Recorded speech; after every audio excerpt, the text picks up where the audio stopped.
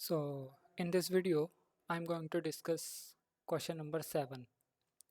Show that if a and b are positive integers, then a into b is equal to LCM of a and b into GCD of a and b.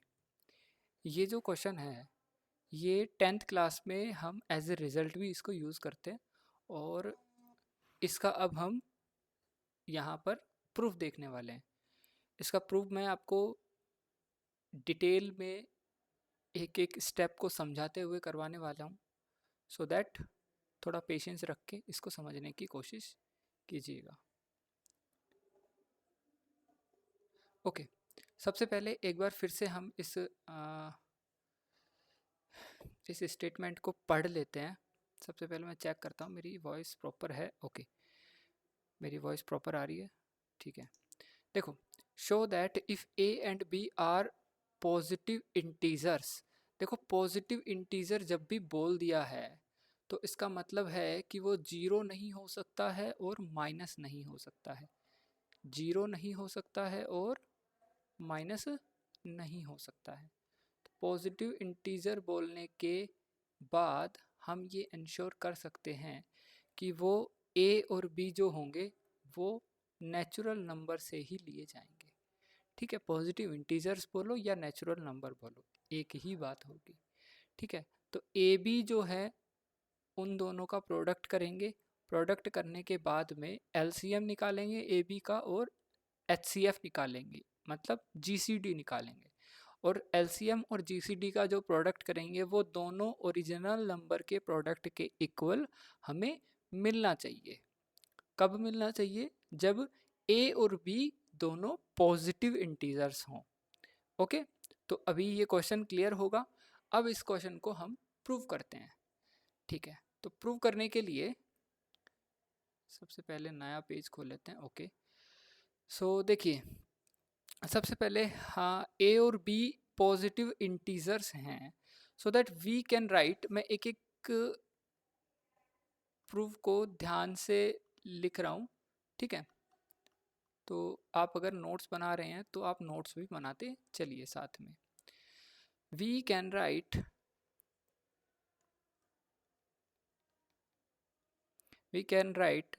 A and B as A is equal to P1 power M1 into P2 power M2। इसी तरह से multiply आगे चलता जाएगा और ये जाएगा P के पावर M के तक। और यहाँ पर जो ये 1 2 और K तक जो है 1 2 K, ये इंडेक्सेस शो कर रहे हैं। ठीक है, क्या बता रहे हैं ये आपको इंडेक्सेस बता रहे हैं। ओके, ए को हमने ऐसे लिख दिया एंड अब हम बी को लिखेंगे। बी को भी हम लिखेंगे P1। अभी ये बताऊंगा P1 क्या है, P2 क्या है, ये सब बताऊंगा अभी आगे। P1 power N1 into P2 power N2। इसी तरह से मल्टीप्लाई होते हुए ये भी चला गया कहाँ तक? P के पावर N के। ओके, अभी ये A को, A क्या है? एक पॉजिटिव इंटीजर है और B क्या है? वो भी एक पॉजिटिव इंटीजर है। ठीक है, दोनों को हम प्राइम नंबर्स के पावर के प्रोडक्ट में हम लिख सकते हैं। अब आप पूछेंगे कि ये भी के तक जा रहा है और ये भी के तक जा रहा है। भैया, यहाँ पर हम m को 0 के इक्वल भी ले सकते हैं। ठीक है, m जो है वहाँ यहाँ पर आपका नॉन निगेटिव लिया गया है, नॉन निगेटिव। और n भी जो है ये भी नॉन निगेटिव लिया गया है, मतलब n जो है और m जो है वो आपके पॉजिटिव होंगे या तो 0 के बराबर होंगे। ठीक है, नॉन निगेटिव ले सकते हैं। तो जब आप पावर में, किसी भी प्राइम की पावर में जब आप 0 कर दोगे तो वो आपको हमेशा ही 1 मिल जाने वाला है। सो दैट हम दोनों ही नंबर्स को जब प्राइम के फैक्टर्स में तोड़ेंगे तो हम उनको बराबर के तक लेकर के जाएंगे। जैसे मान लो आपने ए को तोड़ा प्राइम फैक्टर्स में, तो प्राइम P1 आया, फिर P2 आया, फिर आपने P3 तक लेके गए। मान लो ये P2 तक ही पहुंचा, तो P3 में हमने यहाँ पर इस बार N3 की जो वैल्यू है उसको 0 ले लिया। तो 0 ले लिया तो भाई किसी भी प्राइम नंबर की पावर को जब 0 करोगे तो 1 ही मिल जाएगा, और 1 को किसी से भी मल्टीप्लाई करोगे तो कोई फ़र्क नहीं पड़ेगा। सो दैट यहाँ से इसलिए हम दोनों के जो इंडेक्सेस हैं, दोनों के जो नंबर ऑफ प्राइम्स हैं, नंबर ऑफ प्राइम की जो पावर है उनको इक्वल ले सकते हैं। ठीक है, इसका थोड़ा सा और मैं जस्टिफिकेशन दे देता हूँ लिख करके। ठीक है, वेयर पीज आर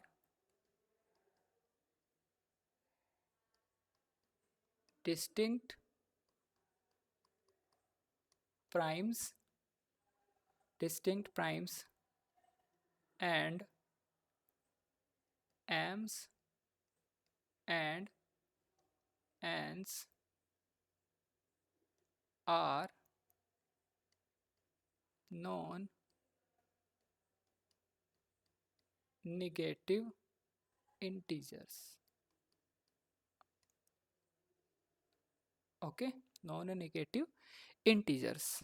ओके, अब ये दोनों ए और बी को हमने प्राइम के फैक्टर्स में तो तोड़ दिया है, ए को और बी को हमने प्राइम के फैक्टर्स में तो तोड़ दिया है।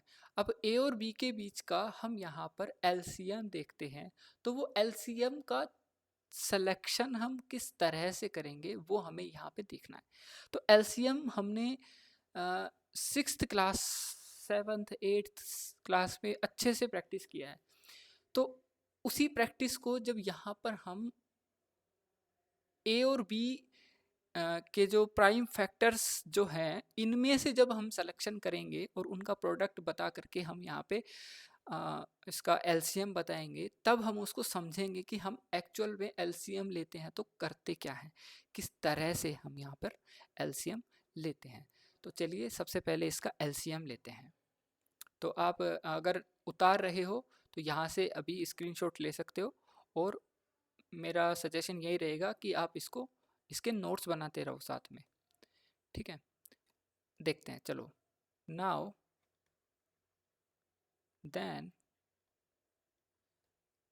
LCM of A and B is equal to, let P1 power S1 into P2 power S2 into, अब ये कहाँ तक गया, ये गया P के पावर S के तक। फिर से K तक हम क्यों पहुँचाए, K तक हम इसलिए पहुँचाए क्योंकि यहाँ पर हम एलसीएम जब लेंगे तो जितने डिस्टिंक्ट प्राइम ए में है और जितने डिस्टिंक्ट प्राइम बी में है वो दोनों ही के तक है ना, तो हमें के तक तो लेना ही पड़ेगा, हमेशा ही के तक तो सेलेक्ट करना ही पड़ेगा। अभी ये आपको भले ही समझ में ना आए, लेकिन इसके बाद में मैं आपको नंबर उठा करके, जैसे ए की वैल्यू 18 ले ली, बी की वैल्यू 24 ले ली, इस तरह से नंबर उठा करके और उनमें ये अप्लाई करके आपको दिखाऊंगा कि किस तरह से इसको प्रूव करना है। ओके, तब आपको अच्छे से समझ में आ जाएगा। तो फिलहाल के लिए हम यहाँ से देखते हैं इसको। अब ये जो S1 S2 SK जो है इसको हम बोल देते हैं SI। इसको क्या बोल देते हैं, SI।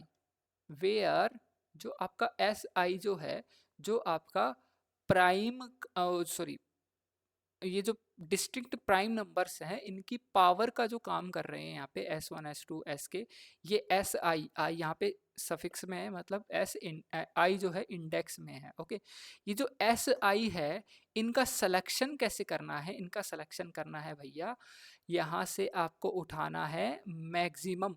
मैक्सिमम किसका मैक्सिमम, या तो M1 का मैक्सिमम या N1 का मैक्सिमम। एक सेकेंड रुकिए।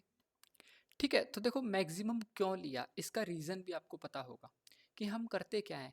आपका अगर A है उसके अंदर P1 N1 है, B है उसका कोई प्राइम फैक्टर है P1 और M1। तो भैया इन दोनों में से अब प्राइम नंबर तो सेम है, लेकिन उसकी पावर जो मैक्सिमम होगी हम उसी को तो उठाते हैं ना, जब हम लीस्ट कॉमन मल्टीपल देखते हैं। यही तो हम करते हैं, लीस्ट कॉमन मल्टीपल देखते हैं तो हम मैक्सिमम पावर को ही तो उठाते हैं ना।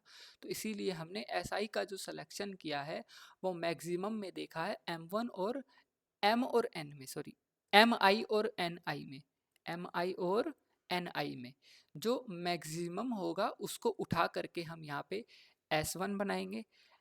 M1 और सॉरी देखो दोबारा से देखो, M1 और N1 में जो मैक्सिमम होगा उसको हम S1 बोलेंगे।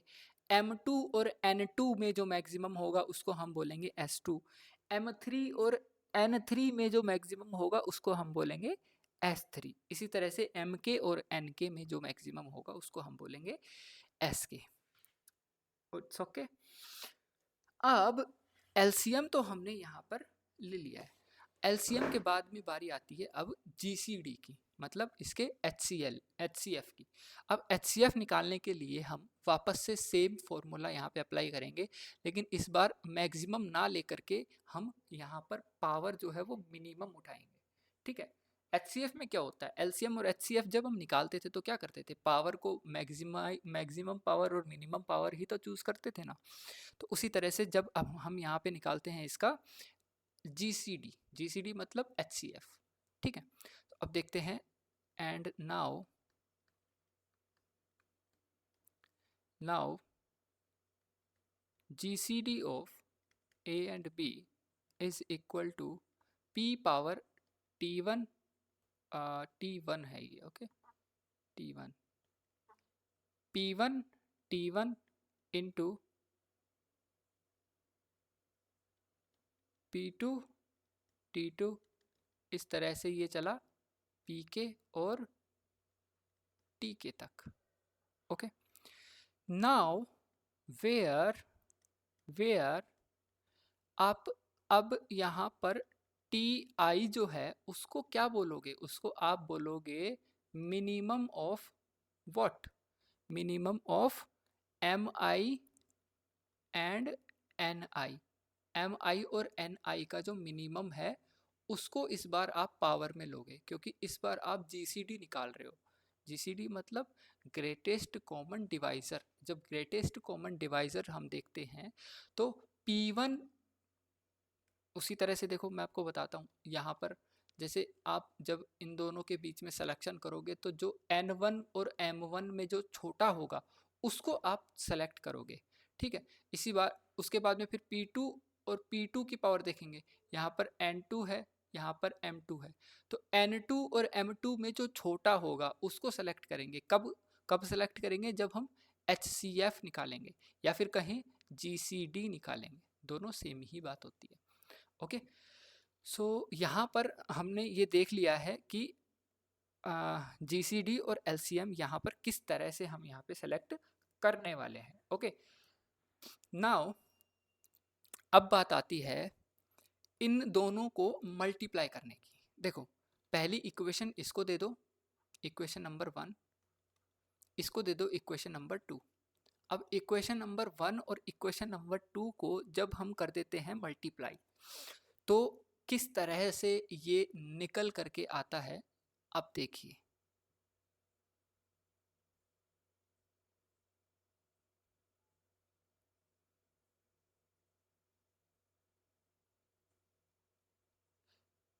देखिए जब हम इनको मल्टीप्लाई करते हैं तो कैसे करेंगे, LCM of A into A comma B and GCD, या फिर इसको भी कैपिटल में लिखता हूँ, GCD of A into A comma B। Okay, इन दोनों को हम कर रहे हैं मल्टीप्लाई। तो देखो P1 पावर T1 है और P1 पावर S1 है, तो P1 तो कॉमन आ गया ना, और S1 और T1 इनकी पावर है, तो पावर यहाँ पे मल्टीप्लाई होने पर क्या हो जाएगी, बेस अगर सेम है तो पावर क्या हो जाती है, ऐड हो जाती है। इसी तरह से ये वाली पावर ऐड हो जाएगी, फिर ये वाली पावर ऐड हो जाएगी, तो उनको हम क्या कर देते हैं, उनको हम ऐड कर देते हैं। ठीक है, तो उनको हम कर देते हैं यहाँ पे ऐड। तो यहाँ पर P1 की पावर M1 प्लस N1, फिर इनटू में P2 की पावर M2 प्लस N2, फिर उसके बाद में चलते चलते यहाँ पे Pk की power Mk plus Nk। Okay, इस तरह से हम यहाँ पे बोल सकते हैं। नाउ अब आप मुझे ये बताइए, एक सेकेंड रुको, कुछ तो गड़बड़ की है शायद।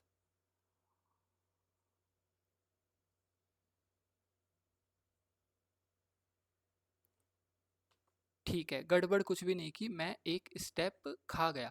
तो उस स्टेप को ना मैं यहाँ पे थोड़ा सा हल्का सा एक्सप्लेन कर देता हूँ। ये स्टेप बिल्कुल सही है। आप यहाँ पे थोड़ा सा एक बार ये देख लो, LCM of A comma B into GCD of A comma B is equal to, ये वाली स्टेप से पहले एक छोटी सी स्टेप ये देख लो आप, कि जब आप P1 की पावर ऐड करोगे तो यहाँ पे S1 प्लस T1 ऐड होगी, ना कि M1 और N1। ओके, इनटू फिर P2 की पावर जब आप ऐड करोगे तो वहाँ पे S2 प्लस T2 ऐड होगी, ना कि M2 और N2। इसी तरह से Pk की पावर ऐड करोगे तो वहाँ पे Sk और Tk ऐड होगा, ना कि Mk और Nk। अब मुझे ये बताओ कि S1 जो है, S1 का सिलेक्शन हम M1 या N1 से ही तो कर सकते हैं ना। S1 जो है आपका वो या तो M1 बन सकता है या S1 जो है वो N1 बन सकता है, on the basis of M1 और N1 में से बड़ा कौन है। और अगर मान लो S1 आपका बन गया M1, तो मतलब M1 बड़ा है, और M1 बड़ा है तो उसके बाद में छोटा बचा, जो कौन बचा, N1 बचा। तो छोटे को कौन ले लेगा, छोटे को ले लेगा यहाँ पर T। तो अगर S1 की जगह यहाँ पर पहुंच गया M1, तो T1 की जगह पर यहाँ पे 100% किसको आना पड़ेगा, N1 को आना पड़ेगा। इसी तरह से बाकी भी हम यहाँ पे लिख सकते हैं। तो इसी स्टेप को लांग करके मैंने डायरेक्ट ये स्टेप लिख दी थी। शायद अब आपको ये वाली स्टेप समझ आ गई होगी। ओके, और अब देखो, जब हम इन पावर्स को जब अलग अलग करेंगे तो देखो यहाँ से M1, M2, Mk, इस तरह से जब आप अलग अलग करोगे तो यहाँ पर देखो P1 power M1, P2 power M2, Pk power Mk, तो ये मिलकर के तो क्या बन जाएगा, आपका A बन जाएगा।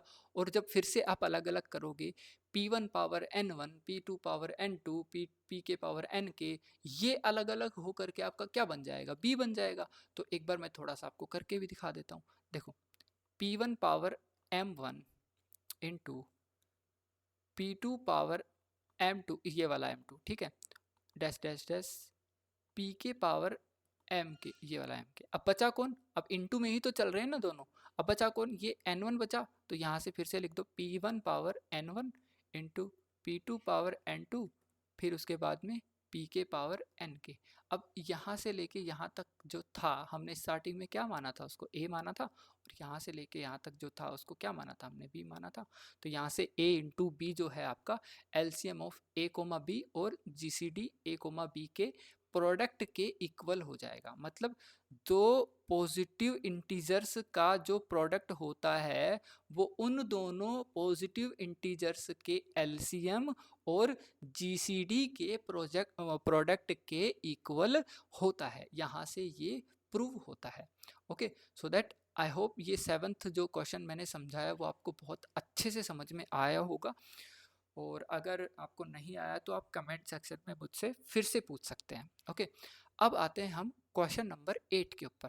क्वेश्चन नंबर 8 को सबसे पहले पढ़ लेते हैं, क्या क्वेश्चन नंबर 8 कहना चाह रहा है यहाँ पे।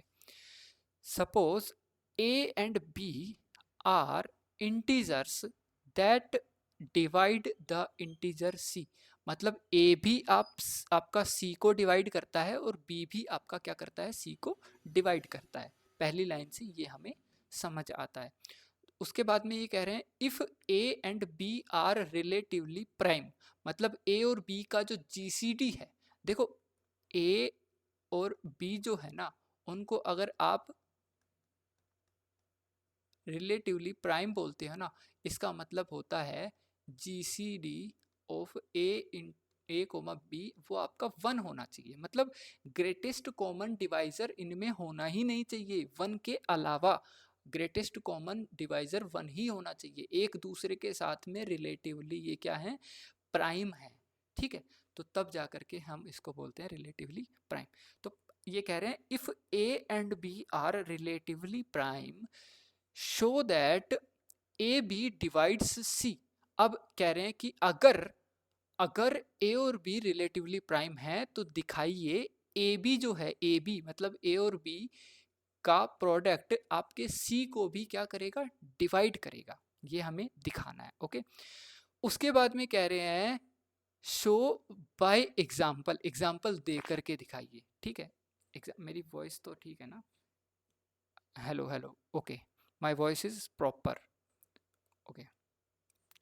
उसके बाद में कहना है show by example that if A and B are not relatively prime, अगर ए और बी का जीसीडी एक नहीं है, एक से ज्यादा है, तो ए बी सी को डिवाइड नहीं करेगा। ये जरूरी नहीं है कि ए बी सी को डिवाइड करे, ये भी हमें क्या करना है, शो करना है। आपको दो चीजें शो करनी है।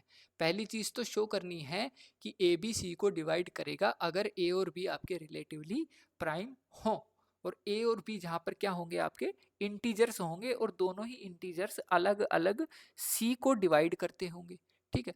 दूसरा आपको शो करना है कि अगर ए और बी आपके रिलेटिवली प्राइम नहीं है, देन ए बी का सी को डिवाइड करना जरूरी नहीं है, need not divide C. Okay, तो क्वेश्चन को हमने अच्छे से समझ लिया है। अब इस क्वेश्चन को हम स्टेप बाय स्टेप प्रूव करेंगे, जैसा कि हमने पिछला क्वेश्चन किया था, ठीक है। तो आप अगर नोट्स बनाना चाहते हैं तो नोट्स आप बना सकते हैं। चलिए शुरू करते हैं, ठीक है। तो देखते हैं क्वेश्चन नंबर 8 और इसका देखते हैं प्रूफ। सबसे पहले तो प्रूफ राइटिंग जो होती है उसको लिखने का तरीका सीखना होता है। प्रूफ राइटिंग लिखने से हमें काफ़ी चीज़ें क्लियर हो जाती हैं। सबसे पहले हम लिखेंगे कि हमें क्वेश्चन से दिया क्या हुआ है। हमें क्वेश्चन में इसकी, ये क्वेश्चन में जितना भी कुछ दिया हुआ है ना, इसको छोटी सी लाइन में एक समरी के रूप में हम प्रूफ राइटिंग में हम एक बार दिखा देंगे, ठीक है। तो चलिए उसको दिखा देते हैं कि हमें एग्जैक्टली दिया क्या हुआ है। तो हम यहाँ पे ऐसे लिख देंगे गिवन, और गिवन लिख करके हम बोल देंगे कि A B and C are 3 integers and a and b divides c, ठीक है। पहली बात तो आपको ये दी हुई है। उसके बाद में आपको यहाँ पर दो चीजें पूछी है। यहाँ पर क्या पूछी है, दो चीजें पूछी है। नंबर वन क्या पूछा है आपको कि if GCD of A, B is equal to 1। इसका मतलब क्या है, इसका मतलब है A और B का रिलेटिवली प्राइम होना। मैं इस लाइन को, ये जो लाइन लिखी हुई है if A and B are relatively prime, इसको मैं यहाँ से अलग तरीके से लिख रहा हूँ कि GCD उनका क्या होगा, 1 होगा। Okay, if GCD of AB का 1 है, देन ये इम्प्लाई करेगा, क्या इम्प्लाई करेगा भाई, आगे क्या कह रहे हैं कि ए बी डिवाइड करेगा सी को, ए बी डिवाइड्स सी। ये पहली बात हमें प्रूव करनी है। भाई गिवन हमें क्या है वो मैंने पहली लाइन में लिख दिया। उसके बाद में हमें पूछा क्या है कि अगर जीसीडी ए बी का 1 है तो ए बी जो है वो सी को डिवाइड करेगा। सेकंड में क्या बोला है भैया, सेकंड में क्या बोला है, ठीक है। तो सेकंड में हमें क्या बोला है, सेकंड में बोला है if GCD of A, B is not equal to 1। मतलब इसका मतलब क्या है, इसका मतलब है कि A और B रिलेटिवली प्राइम नहीं है, ठीक है। तो ये इम्प्लाई करो, क्या इम्प्लाई करो कि A dot B might not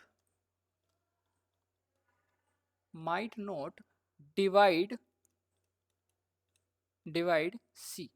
मतलब ए बी सी को डिवाइड कर भी सकता है और नहीं भी कर सकता है। यहाँ पे 100% पॉसिबिलिटी नहीं बताई गई है। और ऊपर वाले केस में यहाँ पे 100% पॉसिबिलिटी बताई गई है कि अगर जीसीडी ए और बी का एक है तो ये इम्प्लाई हो ही जाएगा कि A B A dot B A dot B मतलब इन दोनों का प्रोडक्ट जो है वो सी को डिवाइड करेगा ही करेगा। ठीक है, तो सबसे पहले ना हम अपने फर्स्ट वाले फर्स्ट वाले क्वेश्चन को प्रूव करने की कोशिश करते हैं। ठीक है, तो पहले हमें क्या दिया हुआ है, understanding the first part. Okay,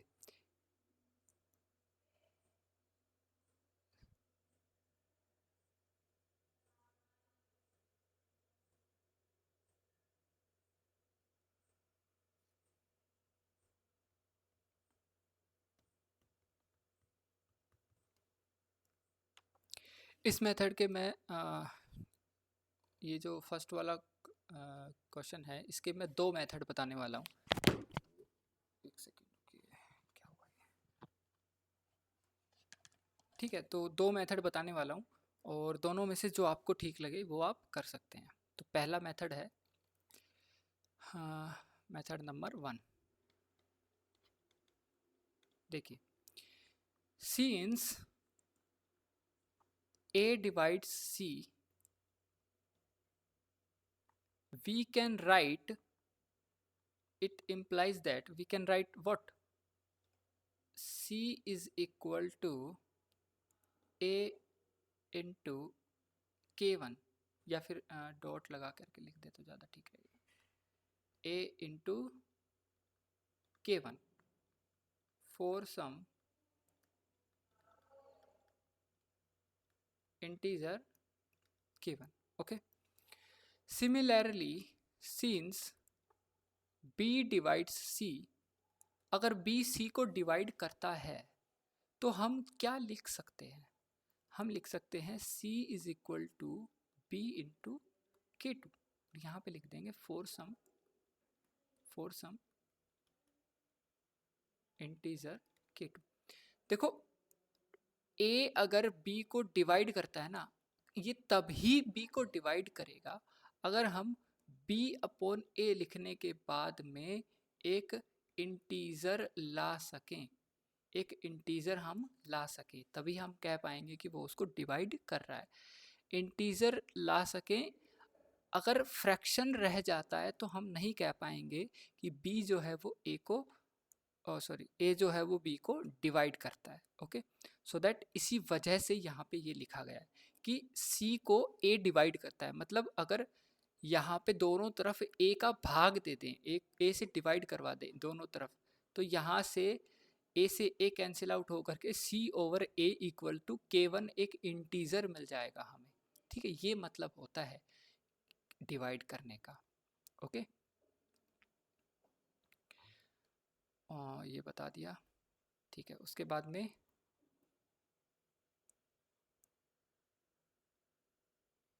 ठीक है, और उसके बाद में देखो, because A and B are relatively prime,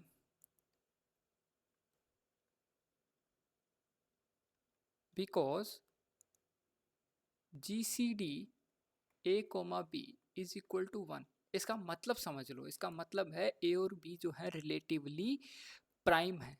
तो अगर ये दोनों रिलेटिवली प्राइम है तो यहाँ से C की वैल्यू और यहाँ से C की वैल्यू इक्वल ही तो हो जाएगी ना। अब इक्वल हो जाएगी तो उसको हम क्या लिख सकते हैं, उसको हम लिख सकते हैं AK1 is equal to BK2, लिख सकते हैं ऐसा। अब अगर हम कहें कि भाई K1 जो है, K1 वो डिवाइड करता है B को, K1 जो है वो B को डिवाइड करता है, तो क्या हम यहाँ पे गलत होंगे? K1 जो है वो B को डिवाइड करता है, तो क्या हम यहाँ पे गलत होंगे? नहीं होंगे। क्यों? क्योंकि देखो, B को डिवाइड करवाने के बाद में हमें एक इंटीजर मिल जाना चाहिए।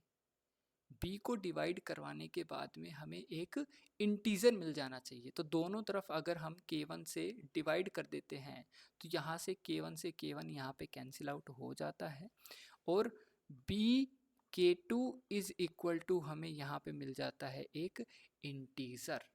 तो मतलब क्या है यहाँ पर कि K1 जो है K1 वो आपके B2 एक सेकेंड रुको, B को डिवाइड करता है। K1 जो है वो, ओ सॉरी उल्टा बोल दिया, रुकिए रुकिए रुकिए रुकिए, ठीक है यहाँ तक तो ठीक है। देखो यहाँ पर K1 जो है ना K1 वो डिविजिबल है बाय B। K1 जो है वो B से डिविजिबल है, मतलब अगर K1 को हम B से डिवाइड कर दें, दोनों तरफ B से डिवाइड कर दें, तो हमें जो यहाँ पर वैल्यू मिलेगी वो हमें मिलेगी A K1 over B is equal to K2। ठीक है, एक इंटीजर हमें यहाँ पर मिलेगा, हमें एक इंटीजर। ओके, और अगर A और B दोनों हमारे यहाँ पर रिलेटिवली प्राइम हैं, तो A को डिवाइड करना चाहिए किसको भाई, किसको डिवाइड करना चाहिए? A को डिवाइड करना चाहिए K2 को। तो यहाँ से A इसके नीचे आ जाएगा K2 के। ठीक है, तो यहाँ से हमें क्या पता चला कि भाई K1 को डिवाइड करने के बाद में, K1 को B से डिवाइड करने के बाद में हमें एक इंटीजर मिलता है, और सेम इंटीजर हमें मिलता है K2 को A से डिवाइड करने के बाद में। ठीक है, तो इसका मतलब यहाँ पर क्या निकल करके आता है कि भाई K1 must be divisible bye B। यहाँ से मैं लिख देता हूँ, यहाँ पे ये चीज़ समझ गए होगे आप अच्छे से, नहीं समझे फिर से पूछ लेना कमेंट सेक्शन में, मैं अगली वीडियो में और अच्छे से एक्सप्लेन कर दूंगा इसको। ठीक है, बिकॉज A और B जो है उन दोनों, वो दोनों एक दूसरे के रिलेटिवली क्या है, प्राइम है। अब जो एक दूसरे के रिलेटिवली प्राइम है, तो यहाँ पर हम क्या बोल सकते हैं कि K1 must be divisible bye B। अभी दिखाया है मैंने किस तरह से होगा। और we can say that इक्वेलेंटली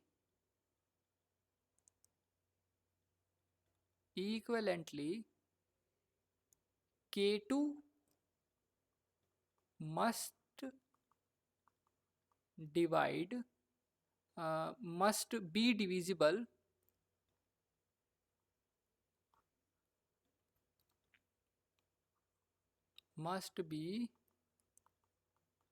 divisible by A। Okay, this implies that, अब ये देखो, अब ये क्या इम्प्लाई हो जाएगा यहाँ से ये इम्प्लाई हो जाएगा कि भाई A और B का जो प्रोडक्ट है वो डिविजिबल बाय C जो है वो A और B के प्रोडक्ट से भी डिविजिबल है। अब ये कैसे हुआ वो और समझाता हूँ। This implies that what C is divisible by A into B। अब ये कैसे आया, ये जो C है वो C A और B के प्रोडक्ट से कैसे डिविजिबल हो गया, उसको ध्यान से समझने की कोशिश करना। देखो यहाँ से हमें क्या दिखाना है कि AB जो है AB उसको C डिवाइड करता है। ठीक है, C is divisible by AB, sorry C को AB डिवाइड करता है, ये हमें दिखाना है। तो हमें C is equal to A into K1 दे रखा है। अब हम क्या करेंगे, AB से दोनों तरफ मल्टीप्लाई कर देंगे, AB into C is equal to A square into B into K1।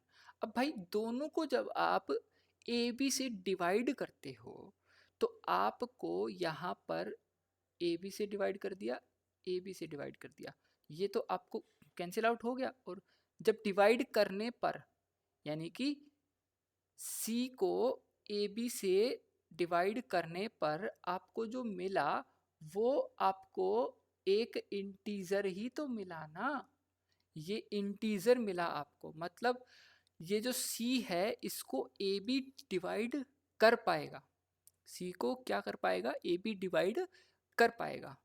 ठीक है, या तो ऐसे कर सकते हैं, या फिर इस इक्वेशन को और इसको हम मल्टीप्लाई भी कर सकते हैं। इसको और इसको हम मल्टीप्लाई अगर कर लेते हैं तो किस तरह से होगा देखो, इन दोनों को जब मल्टीप्लाई कर लेंगे हम, ये क्या आ गया, गलत पेज खोल दिया। ठीक है, देखो जब हम इन दोनों इक्वेशंस को मल्टीप्लाई करते हैं तो यहीं पे बता देता हूँ एक बार को, वो शायद बीच में से ना गलत पेज खुल गया।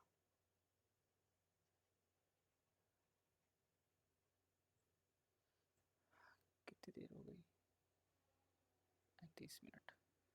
ठीक है, तो इन दोनों को मल्टीप्लाई करते हैं तो यहाँ से क्या हुआ, C square is equal to what, a into B और k1 इंटू k2। भाई ये जो भी कुछ मिलेगा हमें, जो भी कुछ मिलेगा ये होगा तो एक इंटीजर ही। क्यों? क्योंकि a भी एक इंटीजर है, b भी एक इंटीजर है, k1 भी और k2 भी, ये चारों ही इंटीजर है, मिलेगा तो इंटीजर ही। जब हम इस सी स्क्वायर को जब ए बी से डिवाइड करेंगे, ए बी से सी स्क्वायर को किससे डिवाइड करेंगे, ए बी से, तो यहाँ पे डिवाइड हो करके हमें k1 और k2 मिल जाएगा, जो कि क्या है, एक इंटीजर है। अब आप बोलोगे सी स्क्वायर है यहाँ पे, तो सी स्क्वायर है, अगर हम सी को भी डिवाइड करें तो भी हमें एक इंटीजर ही मिलने वाला है, वो हम अगले मेथड में देखते हैं। ठीक है, तो नेक्स्ट मेथड इसका देखते हैं और उसको लिख ही लेते हैं। एक मिनट रुको, अभी ये हो क्या रहा है, पहले का पढ़ाया हुआ है ना, उसका पेज आ गया था।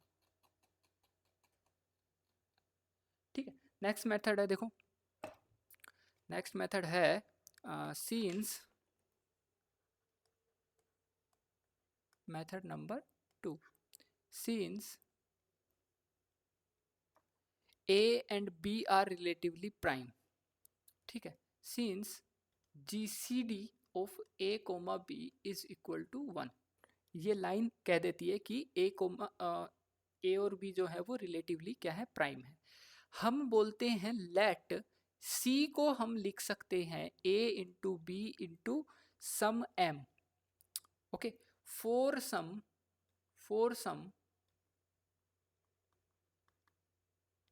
Integer m। अब ऐसा हम क्यों लिख सकते हैं भाई, ऐसा हम क्यों लिख सकते हैं, क्योंकि a और b तो दोनों आपके अलग अलग डिस्टिंक्ट प्राइम सॉरी प्राइम है क्या, नहीं, डिस्टिंक्ट इंटीजर्स जो है। ठीक है, ए और बी क्या है, डिस्टिंक्ट इंटीजर्स हैं और एक दूसरे के रिलेटिवली प्राइम है, मतलब इसके और इसके बीच में कोई भी कॉमन डिवाइजर नहीं है। ठीक है, कॉमन फैक्टर नहीं है, ए और बी के बीच में कोई भी कॉमन फैक्टर नहीं है। तो हम बोल देते हैं कि लेट कि सी को हम लिख सकते हैं ए इंटू बी और इंटू एक इंटीजर की फॉर्म में, ए बी और एम इंटीजर की फॉर्म में। अब ऐसा हम क्यों लिख सकते हैं, ऐसा हम इसलिए लिख सकते हैं बिकॉज, ये क्या हुआ, बिकॉज, एक सेकेंड रुकिए, बिकॉज ए डिवाइड्स, यार लैपटॉप बहुत ज्यादा गर्म हो गया,